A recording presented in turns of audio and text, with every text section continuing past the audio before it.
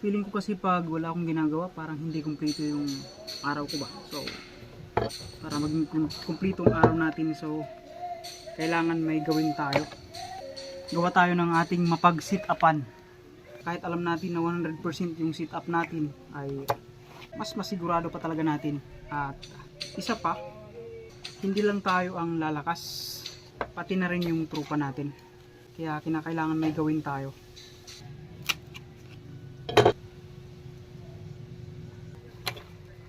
Sukatin muna natin. Okay. Kaya.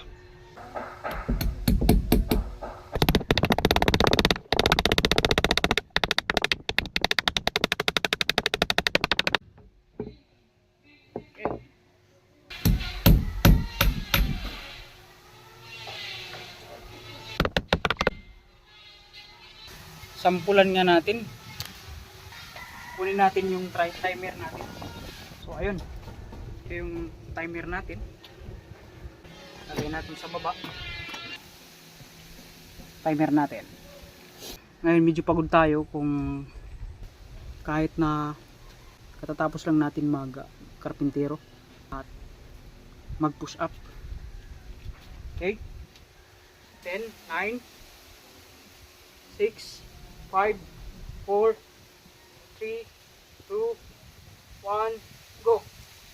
1, 2, 3, 4, 5, 6, 7, 8, 9, 10, 11, 12, 13, 14, 15, 16, 17, 18, 19, 20, 21, 22, 23, 24, 25, 26, 27, 28, 29, 30, 31, 32, 33, 34, 35, 36, 37, 38, 39, 40, 41, 42, 43, 44, 45, 46, 47, 48, 49, 50, 51, 52,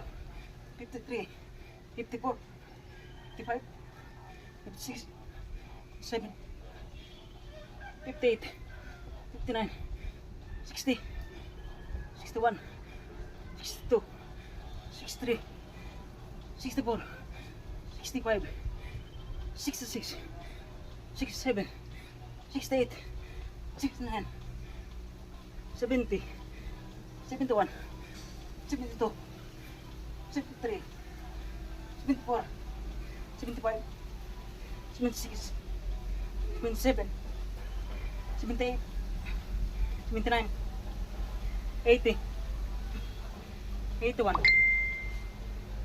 82, 83, 84, 85, 86, 7, okay, 87. Nailang lang ako kasi walang sapin. Sigurado to bukas, laptos to bukas. Dinownload ko lang yung timer na to sa YouTube, then nag-download ako. Then syempre pag start mo kasi is wala ka ng preparation. So ang ginawa ko, nag-download ulit ako ng 10 seconds. So idinugtong ko yung 10 seconds para pag start ng pindot, mag-start yung 9, 8, 7 hanggang 1. Pag start, so mag-start tayo. So the best talaga yung may timer tayo. Okay? Sa tanghaling ito ay dagdag kaalaman sa mga gustong magkaroon ng idea o basihan sa pag-sit up, kung pwede na ba or hindi, or kailangan pa talagang mag-improve. Dahil sa timer na to is laking tulong. Ang tanong, paano naman ngayon kung wala kayong another cellphone?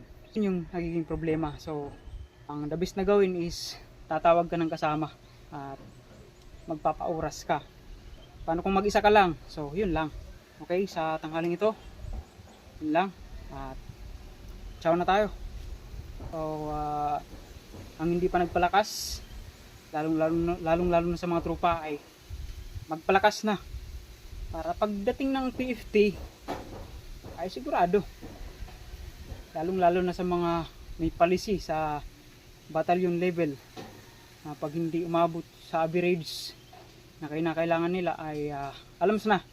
So may karampatan na ano tayo, may sanksyon tayo. So wag na natin hintayin na umabot tayo sa point ng sanksyon na yun. So actually yung mga sanksyon na yun is pagdisiplina lang yun sa sarili mo, dahil bilang isang sundalo ay tungkulin din natin na pangalagaan ang katawan natin at palakasin ang katawan natin, dahil ang pagpapalakas o ang pagiging malakas ay laking tulong para mas mapabilis ang accomplishment ng isang unit or organisasyon.